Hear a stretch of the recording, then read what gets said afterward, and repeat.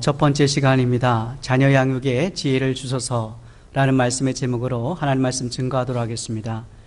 오늘은 어린이 주일입니다.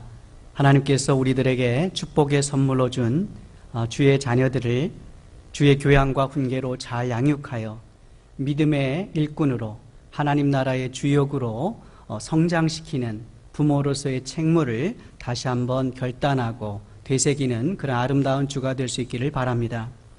어느 날 딸과 사이가 좋지 않은 60대 어머니가 상담가를 찾았습니다. 지금은 30이 넘은 딸과 좋은 사이로 지내고 싶은데 딸이 도무지 마음을 열지 않는다는 것입니다. 전화를 걸어도 받지 않고 자신과 마주하는 걸 아예 싫어한다는 것입니다. 가끔씩 이야기라도 할라치면 불순한 태도를 보이면서 무시하기 일쑤고 딸의 신경질적인 반응에 상처를 입는다고 했습니다. 딸도 그동안 엄마가 자신과 가까워지려고 하는 그런 노력을 보이는 것이 사실 못내 부담스러웠지만은 이제는 자신도 엄마와 불편한 관계를 청산하고 회복시키고 하는 마음에 상담에 응했다고 합니다. 상담 내내 딸은 엄마와 눈도 마주치지 않았습니다. 사실 그녀의 엄마는 칭찬과 격려의 말보다는 잘못에 대한 지적이 다반사였고 조금만 잘못해도 큰 소리로 야단치던 무서운 존재였습니다. 매를 맞고 벌을 받은 적도 있었습니다. 딸은 그때부터 엄마를 멀리하기 시작했습니다. 엄마 가까이 있으면 야단을 맞을까 긴장하다 보니 더욱 실수를 많이 하게 되고 실수를 하면 혼나기 때문에 엄마로부터 가능한 한 멀리 떨어져 있으려고 했던 것이죠. 그런 엄마 때문에 딸은 분노의 감정을 차곡차곡 오랫동안 많이 쌓아왔고 그 분노는 사춘기가 되자 폭발적인 반항기로 나타났던 것입니다. 그 후로 지금까지 딸은 엄마의 친절한 배려나 사랑도 거절해 왔습니다.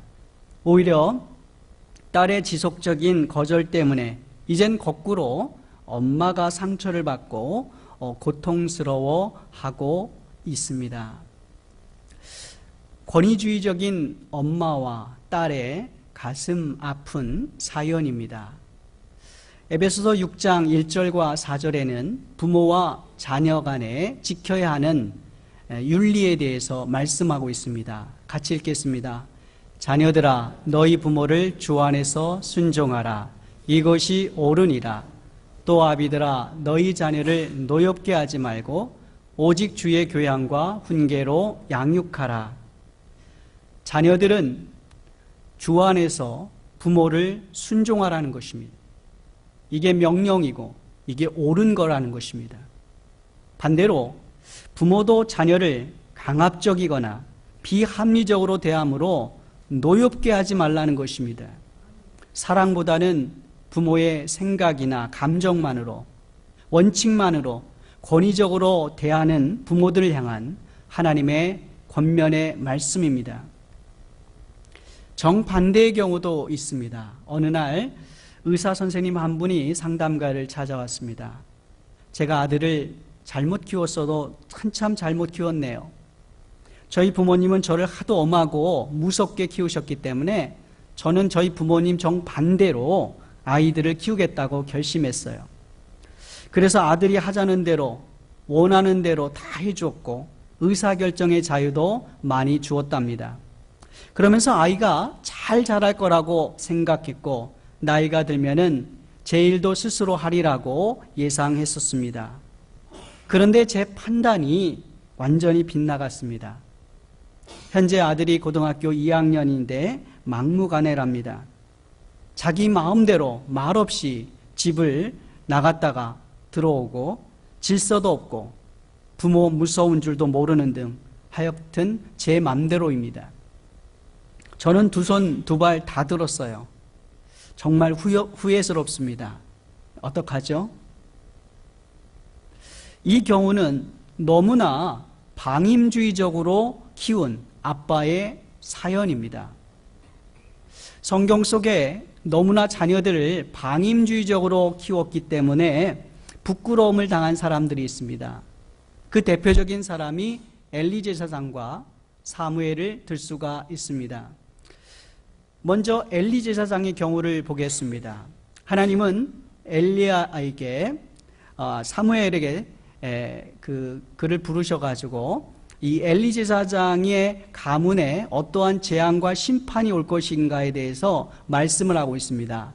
오늘 본문 사무엘상 3장 13절 같이 한번 읽도록 하겠습니다. 내가 그 집을 영영토록 심판하겠다고 그에게 이른 것은 그의 아는 죄악을 인함이니 이는 그가 자기 아들들이 저주를 자청하되 금하지 아니하였음이니라. 엘리 제사장의 아들들이 하나님 앞에서 사람들 앞에서 죄를 짓는데도 불구하고 금하지 아니하였다는 것입니다. 죄를 짓고 잘못하는데도 그대로 방임했다는 것입니다. 내 아들들이니까 어떻게 하랴 그러면서 묵인하고 방조했다는 것이죠.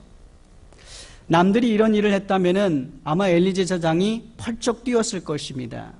자기 핏줄이라고 자기 아들이라고 책망하거나 그런 일을 하지 못하도록 제지하지 않은 책임이 참으로 큰 것입니다. 그런데 엘리 제사장의 아들들이 어떤 저주를 자청을 했는가?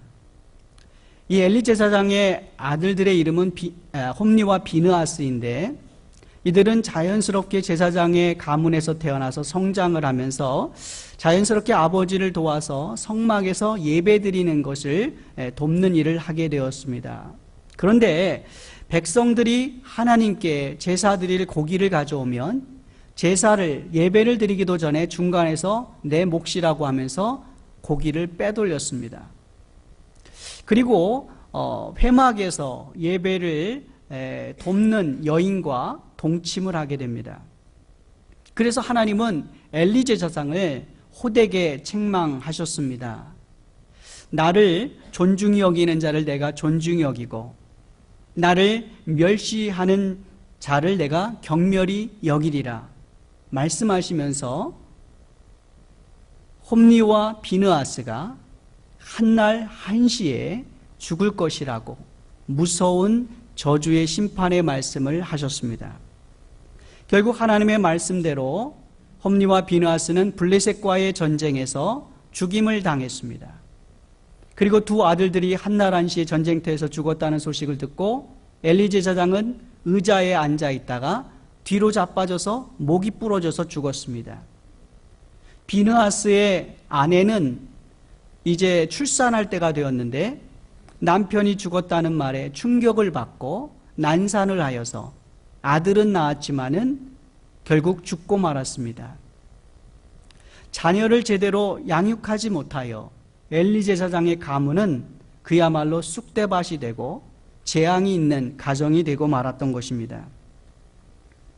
이런 스승 엘리 제사장의 비극을 옆에서 지켜본 사람이 바로 사무엘입니다. 그런데 사무엘도 엘리 제사장의 전철을 그대로 밟고 있습니다. 오늘 본문 사무엘상 8장 1절에서 3절 말씀을 같이 한번 읽도록 하겠습니다. 내가 사무엘이 늙음에 그 아들들로 이스라엘 사사를 삼으니 장자의 이름은 요엘이요 자자의 이름은 아비야라. 그들이 브엘세바에서 사사가 되니라. 그 아들들이 그 아비의 행위를 따르지 아니하고 이를 따라서 뇌물을 취하고 판결을 굽게 하니라. 어머니 한나의 기도로 태어난 사무엘은 엘리 제사장 밑에서 하나님을 섬기는 성전에서 어린 시절을 보내며 성장을 하게 됩니다. 그래서 엘리 제사장이 부패했을 때 하나님은 충실한 제사장을 이 사무엘로 임명하면서 그를 불러서 이스라엘의 새로운 영적인 부흥을 일으키고자 하셨습니다. 그래서 사무엘이 가는 곳마다 그와 함께 하셨고 그 사무엘의 말이 땅에 하나도 떨어지지 않게 크나큰 은혜를 베푸셨습니다. 그리고 이스라엘 초대 왕인 사울과 다윗에게 기름을 부어서 왕을 세운 그 사사도, 마지막 사사도 이 사무엘이었습니다. 이렇게 훌륭하고 또 위대한 일을 감당한 사무엘이 엘리 제사장처럼 자신 농사만큼은 실패했습니다. 한 가지 엘리 제사장과 다른 것은 사무엘은 하나님 앞에서 의로웠다는 것입니다. 다만 그 아들들이 그 아비의 행위를 따르지 않고 뇌물을 취하고 판결을 굽게 했습니다. 이런 현상은 백성들이 사무엘에게 등을 돌리는 빌미를 제공하게 됩니다. 그래서 장로들이 몰려와 가지고 사무엘에게 이렇게 요구를 합니다. 당신은 늙고 당신의 아들들은 당신의 행위를 따르지 아니하니 열방과 같이 우리에게 왕을 세워 왕이 우리를 다스리게 하소서라고 요구를 합니다. 그 당시는 하나님께서 사사들을 통하여 직접 이스라엘 백성들을 다스리는 신정 체제를 갖고 있었습니다. 하나님이면 충분했는데 이 백성들이 사무엘 아들들이 이제 사무엘을 뒤를 이어서 이제 영적인 지도자가 되는데 그들이 사무엘의 행위를 따르지 않고 올바르지 않으니까 그 아들들이 다음 때를 후계자로 삼는 것을 원치 않았던 것이죠. 그래서 이들은 하나님 대신 왕을 요구했던 것입니다. 이것은 하나님 앞에서 잘못된 요구지만 사무엘이 자신 농사를 그르쳤기 때문에 나온 결과라고 할 수가 있겠습니다. 부모님은 신실하게 하나님을 잘 섬기는데 자녀들은 하나님을 믿지 않고 죄를 지으며 살아가는 가정들이 있습니다. 사무엘처럼 목사나 장로 가정도 예외는 아닙니다. 그만큼 이 자녀 양육이라고 하는 것은 참으로 어렵고 또 부모 마음대로 되지 않는 어려움이 있습니다. 그럼에도 불구하고 그 결과는 참으로 무섭다는 것 또한 사실입니다. 만약에 자녀들을 제대로 양육하지 못하면 소홀히 하면은 나중에 이 자녀뿐만 아니라 부모도 고통을 고스란히 겪게 됩니다. 단지 이 엘리 제사장 가문과 사무엘 가문의 차이라고 하는 것은 사무엘 가문은 저주를 받지는 않았습니다. 그것은 비록 자녀들은 엉망이었지만은 사무엘은 하나님 앞에서 부모로서 올바르게 살았기 때문입니다. 그렇다면 왜 이토록 훌륭한 사무엘 밑에 이렇게 엉망인 자녀들이 생겨난 걸까요? 처음에 그들을 사사로 지도자로 삼았다면은 그 사무엘의 아이들도 다른 사람들 못지않은 리더십과 또 부족한 면이 별로 없었을 거라고 생각을 합니다. 그래서 사사로 세우기에는 자격이 충분했기에 사사로 세운 것 아니겠습니까?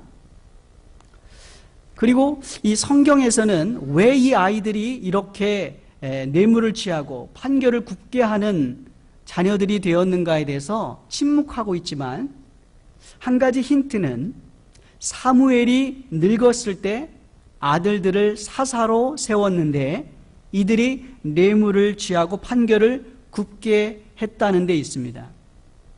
그리고 사무엘이 아들들을 책망해서 권고하여 바로 잡았다고 하는 말씀이 없습니다.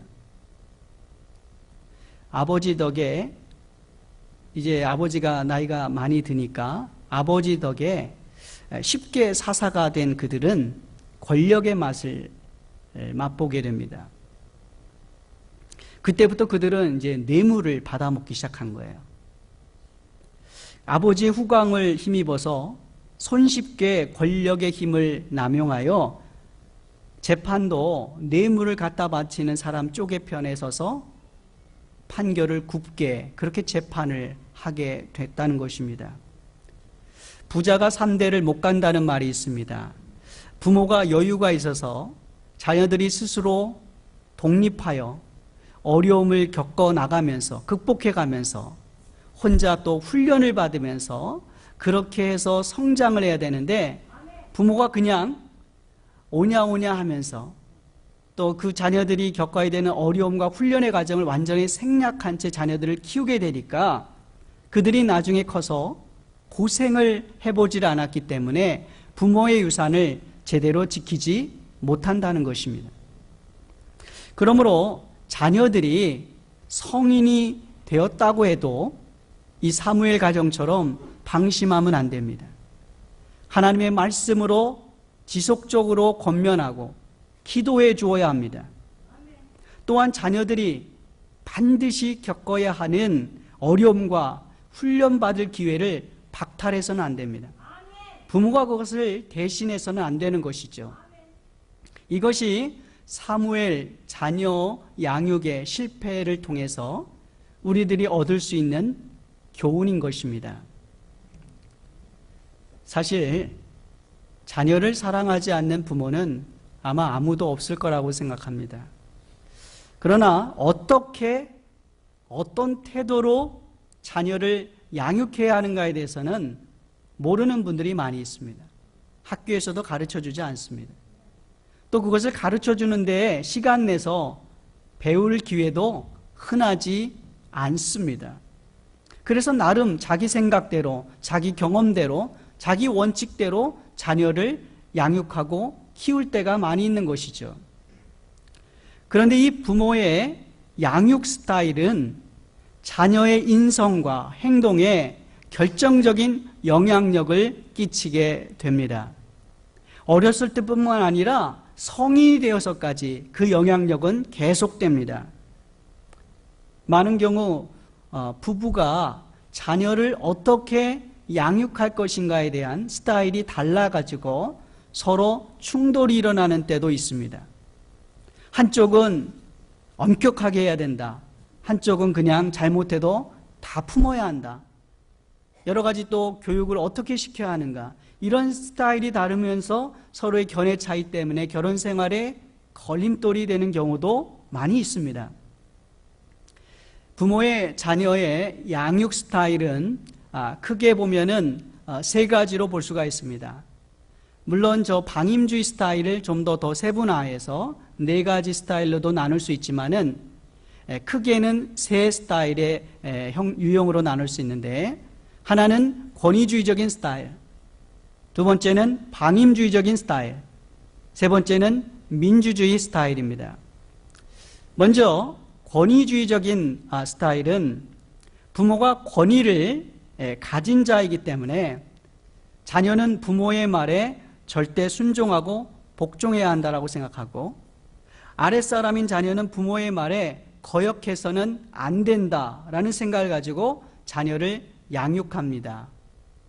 그러다 보니 요구하는 것은 많은데 자녀의 필요와 의견에 귀 기울이지 않는 경우가 많습니다.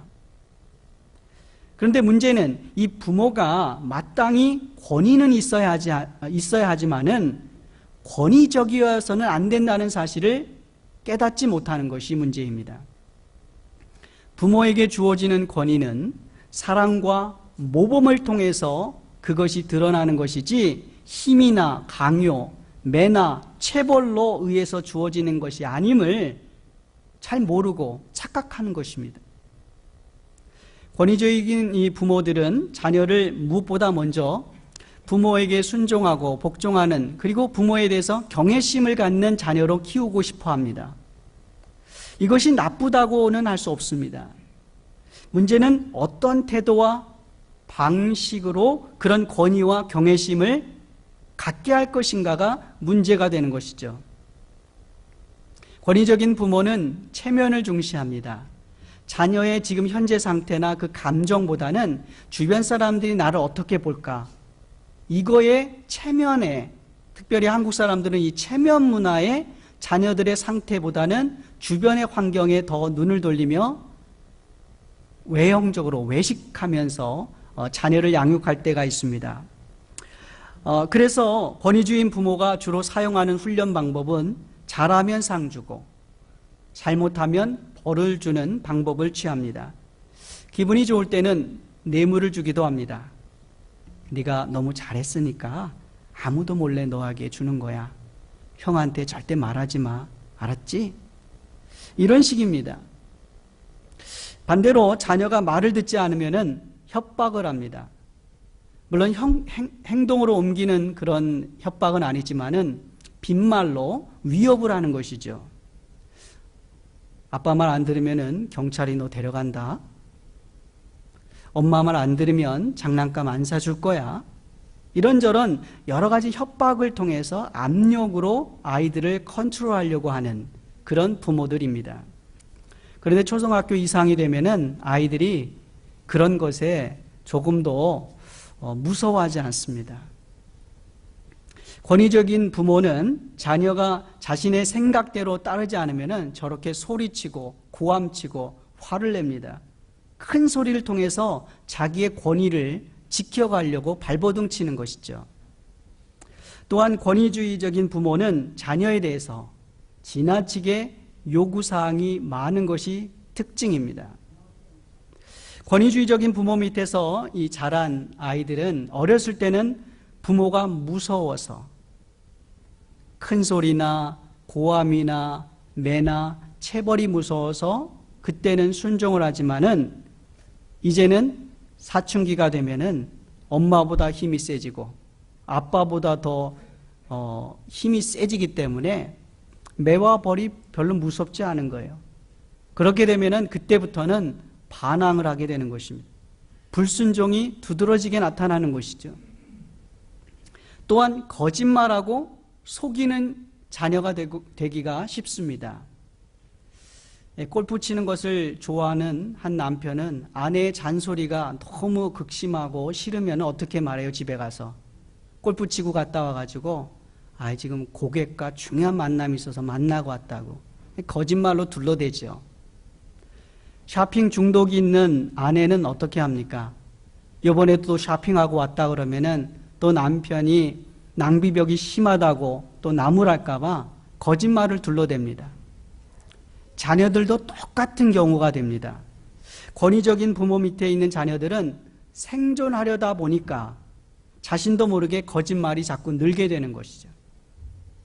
그리고 정반대로 나가면 아주 거칠게 반항적인 아이로 되는 것이죠. 그래서 우발적인 가족 간의 친족 간의 범죄의 경우 이 권위적인 그 부모 밑에서 일어날 확률이 상당히 높습니다. 이와 반대로 이 방임주의적인 스타일의 부모 양육이 있습니다. 이 방임이라고 하는 말은 부모가 어떤 원칙과 또 어떤 룰이 없이 그저 아이들이 원하는 대로 다 해주는 것입니다. 그냥 자녀 위주로 모든 선택과 결정을 하도록 하는 것이죠. 최선을 다해 아이를 기쁘게 해주자. 옛날처럼 자녀 많이 낳는 그런 시대가 아니니까 가능하면 자녀들을 편안하게, 가능하면 기분 좋게 해주자. 이렇게 허용적으로, 지나치게 허용적으로 나가는 게 방임주의 스타일입니다. 때로는 이 맞벌이 부부나 자녀와 많은 시간을 보내지 못하는 이 부모일수록 이 죄책감이 있잖아요. 자녀에게 미안함이 있잖아요. 그러니까 그냥 아이가 원하는 대로 그 기분에 맞춰서 해주는 그런 부모 스타일을 가질 수가 있는 것입니다. 그런데 이렇게 해서 자란 아이들은 어떻게 될까요? 이런 아이들은 점점 자라면서 자기가 원하는 대로 되지 않으면 거기에 대해서 자기 멋대로 하거나 쉽게 포기해버립니다. 그러면은 부모가 뭐라고 사정을 합니까? 제발 엄마 아빠 말 좀 들어줘. 한 번만 부탁이야. 이런 식으로 애원을 하는 관계가 돼버리고 맙니다. 이런 아이들은 부모가 원하는 대로 자녀가 원하는 대로 부모가 맘대로 해줬기 때문에 여러 가지 가정 밖에서 직장 생활이나 학교 생활, 다른 인간관계에서 제대로 하지 못할 때가 많이 있습니다. 여러분 학교나 직장에 가면은 오냐 내가 원하는 대로 해줄게 이런 사람들이 어디 있겠어요? 그러니까 거기서 왕따가 되기가 쉬운 거죠. 자기 원대로 해주지 않으니까 또 거기에 대해서 쉽게 포기하고 좌절하는 아이가 되는 것이죠. 방임주의 부모들이 쉽게 간과하는 것은 규칙을 정하는 것이 자녀들에게 안정감을 준다는 사실을 쉽게 간과합니다. 마땅히 지켜야 되는 룰과 예의, 그 규칙, 책임이 없이 아이들이 원하는 대로 하기에 점점 어른에 대한 존경심이 없어지고 버릇이 없어지는 것이죠. 질서에 따라 법을 따라 살아가는 그런 훈련이 안 됐기 때문에 인간관계에 어려움을 겪게 되고 그리고 나중에 부적응하는 자로 낙오자로 남기가 쉬운 것이죠. 이런 자녀가 서로 부부로서 결혼을 했다고 합시다. 어떤 일이 벌어질까요? 남편이 자기의 말대로 해주지 않으면, 또 아내가 자기의 마음대로 원하는 대로 해두지 않으면 거기부터 갈등이 일어나는 것입니다. 그래서 부부 생활도 제대로 못하게 될 수 있는 가능성이 높은 것이죠. 이제 세 번째는 민주주의 스타일입니다. 권위주의적인 것이 아니라 권위 있는 양육 스타일입니다. 이런 부모들은 자녀들이 마땅히 따라야 하고 지켜야 되는 어떤 룰과 규칙, 가이드라인을 주는 한편에 부모도 자녀들의 필요와 요구에 대해서, 선택에 대해서 민주적으로 반응합니다. 특히 자녀들의 질문과 요구에 귀를 기울여 줍니다. 그리고 그들이 실패했을 때 벌이나 체벌보다는 격려와 칭찬으로 힘이 되어줍니다. 권위주의적인 스타일은 부모가 모든 걸 다 갖고 있는 거고, 방임주의 스타일은 자녀가 모든 것을 다 갖고 있는 거예요. 그런데 민주주의 스타일은 서로가 지켜야 될 규칙과 책임을 공유하면서 상대의 의견과 또 견해를 존중하고 결정을 존중해주는 그런 양육 태도입니다. 이런 양육을 할 때 협동하는 자녀, 자신과 타인을 모두 존중하는 자녀, 건강한 자존감을 가진 자녀, 책임감을 가진 자녀, 그리고 용기 있는 자녀가 되게 됩니다. 안 되는 것은 안 된다라고 분명히 선을 긋지만 동시에 왜 그런지 친절하게 설명해 주는 부모들입니다. 칭찬과 격려를 아끼지 않으며 함께 일하는 협동심이 왜 중요한가에 대해서 가르치는 부모입니다. 이런 자녀들은 집안에서뿐만 아니라 밖에서도 주변 동료들과 인간관계에서 승리할 수가 있습니다. 저는 가족들과 여행을 하게 되면은 목회자이기 때문에 주로 목회자들, 목사들을 만나는 곳을 주로 많이 갑니다. 그리고 교육적인 의도가 좀 강해서 아이들을 미국의 역사가 발자취가 있는 역사 현장을 주로 탐방해서 여행 스케줄을 많이 잡아왔습니다. 그런데 어느 날 우리 자녀들의 그 투정을, 불평을 들었습니다. 자기들은 디즈니랜드 같이 좀 재미있는 곳에 가고 싶은데 아빠는 맨날 재미없는 곳만 간다는 거예요. 아차 싶었습니다. 그런 면에서 저는 이 권위주의적인 스타일에 더 가깝다고 생각합니다. 그래서 앞으로는 이 가족 여행만큼은 이 가족 회의를 통해서 우리 자녀들에게 지금 이러한 시간에 이러한 어떤 계획이 있는데 너희들이 좋은 제안을 한번 내줘라. 그리고 아빠의 의견은 내고, 그래서 서로가 절충하고, 그래서 모든 가족들이 만족하는 그런 결정들을 내는 과정들을 겪으려고 하고 또 생각을 합니다. 물론 모든 경우마다 협상을 해야만 하는 것은 아닙니다. 또 그래서도 안 되죠. 여러분, 신앙교육. 자, 지금 자녀가 자고 있습니다. 근데 예배 시간이에요. 아유, 우리 자녀 피곤하지? 교회 가지 말고 자빠져 자. 이게 민주적인 스타일입니까? 아닙니다. 자녀가 누구의 것을 훔쳤습니다. 그 자녀 그냥 감싸는 게 민주주의 스타일입니까? 아니죠. 신앙교육과 인성교육만큼은 나름대로의 철학과 원칙을 갖고 일관성 있게 양보하지 않고 밀고 나가야 합니다. 기분이나 주변 상황에 따라서 이랬다 저랬다 해서는 안 되는 것들이 분명히 있는 거죠. 그러나 그 원칙 안에서도 분명한 탄력성 있는 지혜가 있기 나름입니다. 예를 들어서 우리 가정예배를 드린다고 합시다. 가정예배 드리면은 누가 좋아하는 찬송가 정해요? 부모가 좋아하는 찬송가 정하고, 부모가 좋아하는 성경 구절 정하고, 그리고 자녀들이 알아듣지도 못하는 어려운 말로 길게 기도합니다. 이러면 이 자녀들이 이 가정예배가 드려야 되는 원칙에도 불구하고 가정예배하면 어떻게 됩니까? 지긋지긋해, 지옥이야. 이렇게 되는 거예요.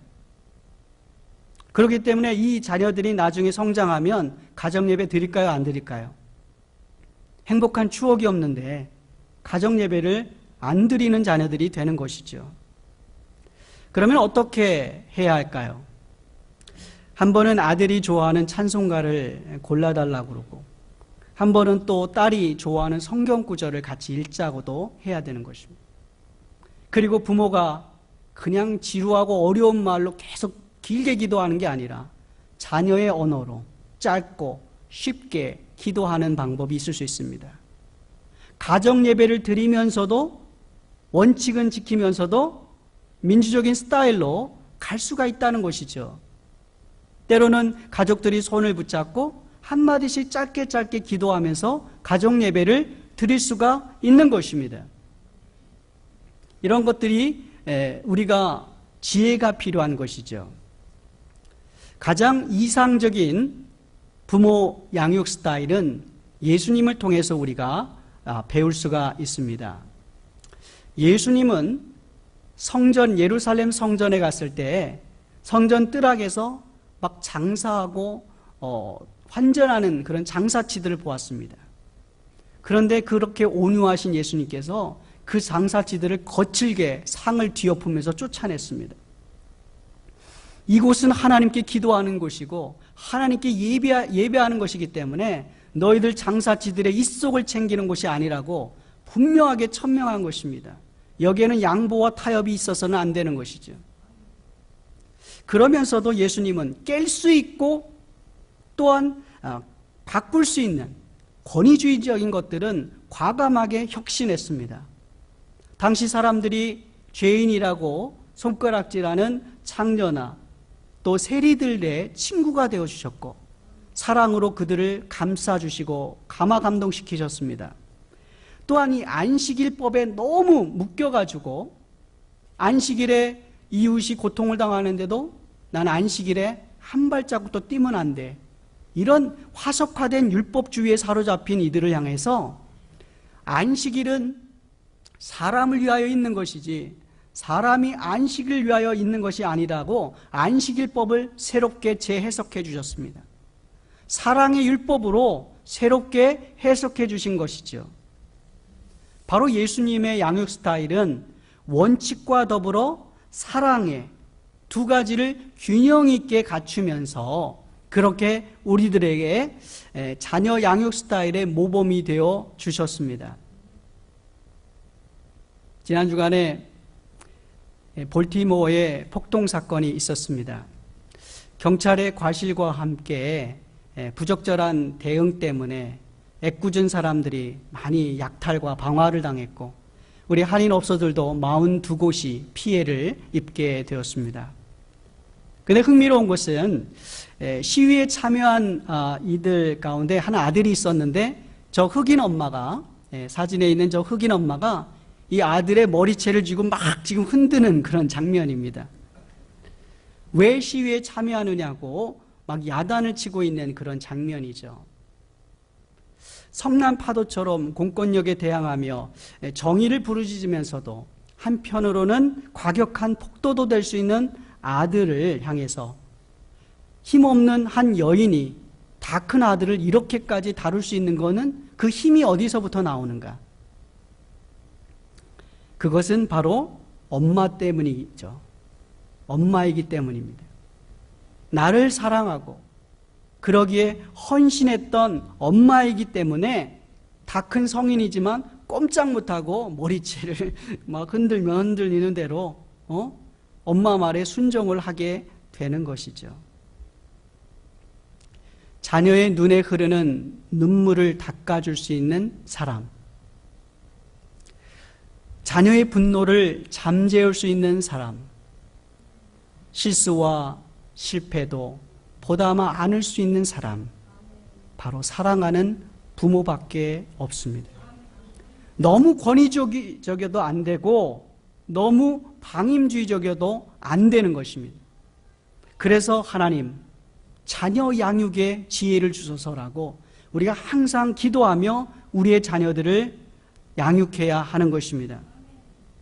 우리를 행복하게 하는 부모는 원칙이 있으면서도 끝이 없는 사랑을 베푸는 엄마와 같은 부모상입니다. 바로 이것이 하나님의 성품입니다.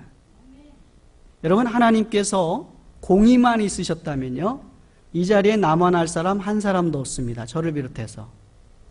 하나님 앞에서 자격 기준 미달이기 때문에 다 죽었어야 돼요. 하나님의 공의의 잣대로 된다면 다 죄인입니다. 그런데 하나님은 또한 사랑의 하나님이세요. 그래서 당신의 하나밖에 없는 예수 그리스도를 십자가에 내어서 우리를 위하여 죽게 하신 것입니다. 그러므로 하나님은 공의를 갖고 있고 원칙을 갖고 있지만은 또한 사랑으로 보듬는 하나님이십니다. 이게 우리의 중요한 균형 잡힌 양육 스타일이 되어야 하는 것입니다. 사랑하는 여러분 모두의 가정이 이런 공의와 하나님의 공의와 사랑이 균형을 갖추어서 건강하고 행복한 믿음의 가정들이 다 될 수 있기를 축원합니다.